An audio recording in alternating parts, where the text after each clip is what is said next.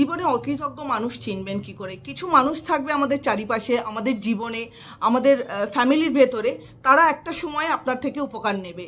আর যেই উপকার নেওয়া হয়ে যাবে সে একটা জায়গায় পৌঁছে যাবে, সেই আপনাকে এমনভাবে দুচ্ছাই করবে। সত্যি ভালো লাগার মানুষগুলো যখন এগুলো করে তখন সত্যিই খুব খারাপ লাগে।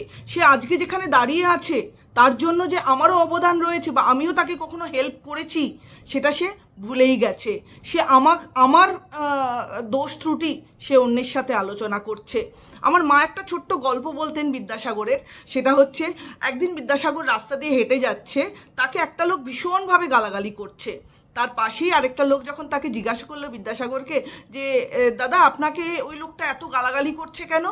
তখন বিদ্যাসাগর একটাই কথা বলেছিল যে ওই লোকটাকে হয়তো কখনো আমি উপকার করেছিলাম, যার কারণে সে আমায় আজকে গালাগালি করছে।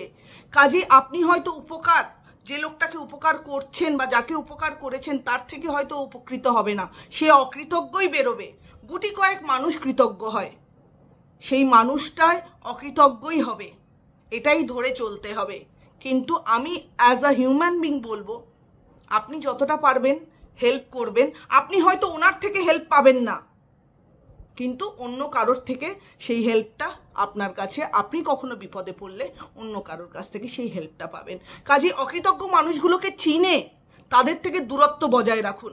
তাদের সাথে কোনো রকম কোনো কমিউনিকেশনে যাবেন না, তাতে আপনি ছোট হবেন, আপনার সত্তাটা ছোট হবে।